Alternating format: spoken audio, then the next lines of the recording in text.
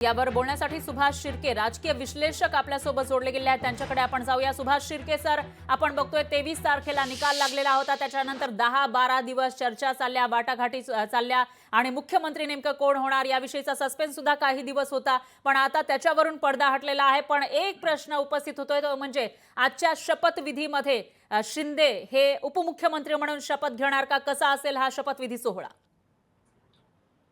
एकनाथ शिंदे जरूर उपमुख्यमंत्री म्हणून शपथ घेतील, कारण त्यांना सरकारमध्ये जाण्यावाचून पर्याय नाहीये आणि त्यामुळं जी माझी माहिती आहे त्याच्यानुसार भाजपनं त्यांना उपमुख्यमंत्री पद स्वीकारावं यासाठी राजी केलेलं आहे।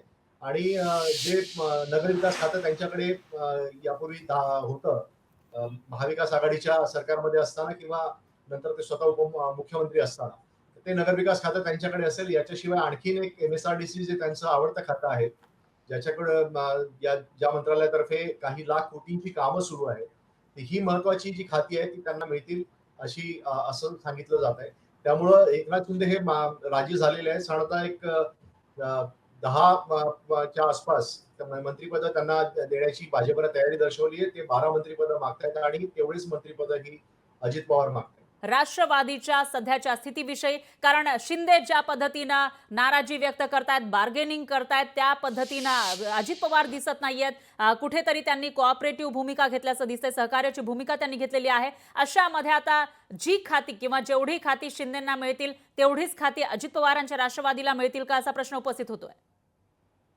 तेवढी खाती मिळणार नाही जेवढी शिंदेना मिळणार आहे, त्याच्यापेक्षा कमी खाती अजित पवार यांना मिळतील। कारण अजित पवार यांच्या गटाला मुख्यमंत्रीपदी एकनाथ शिंदे असताना भरपूर खाती मिळाली होती आणि तिथं सगळे त्यांचे जे प्रमुख नेते होते ते मंत्री झाले होते आणि अशा वेळेला अजित पवार यांना एक पाऊल मागे घेऊन त्यांना 10 ते 8 मंत्रिपदावरती समाधान मानावं लागेल असं आता दिसतंय आणि तेवढंच बीजेपी त्यांना ऑफर करते। जास्तीत जास्त बार्गेनिंग करण्याच्या परिस्थितीमध्ये अजित पवार नाहीयेत, कारण 41च आमदार त्यांच्याकडे आहेत, 57 एकनाथ शिंदेकडे आहे। त्यामुळे प्रपोर्शनेट मध्ये मंत्रिपद ही वाटली जातील। 132 त्या ठिकाणी बीजेपी भाजपचे आमदार आहेत आणि सोबत त्यांना आणखी 5 अपक्षांना त्यांनी सोबत घेतलेलं आहे। त्यामुळे यांनाही अकोमोडेट करावं लागेल।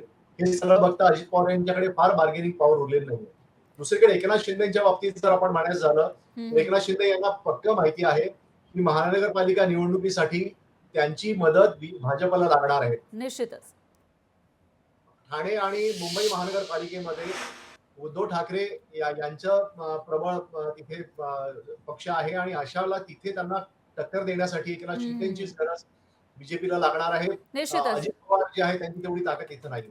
निश्चितच शिर्के सर, एकूणच असं म्हणता येईल की ग्रामीण भागासाठी मात्र अजित पवारांची मदत होऊ शकते आणि दुसरीकडे शहरी भाग असेल, महापालिका असेल, त्या ठिकाणी शिंदेच्या शिवसेनेची मदत होऊ शकते। त्याच्यामुळे त्या दोघांनाही नाराज करून चालणार नाही अशी भूमिका काहीशी भाजपची असेल। त्यामुळे आता नेमकं काय होणार ते बघावं लागेल, नेमकं स्वरूप कसं असेल तेही बघावं लागणार आहे। दरम्यान धन्यवाद, तुम्ही लोकशाही मराठीशी बोललात त्याबद्दल आणि विश्लेषणात्मक माहिती दिली त्याबद्दल। लोकशाही मराठी ऐका, पहा, जागरूक रहा।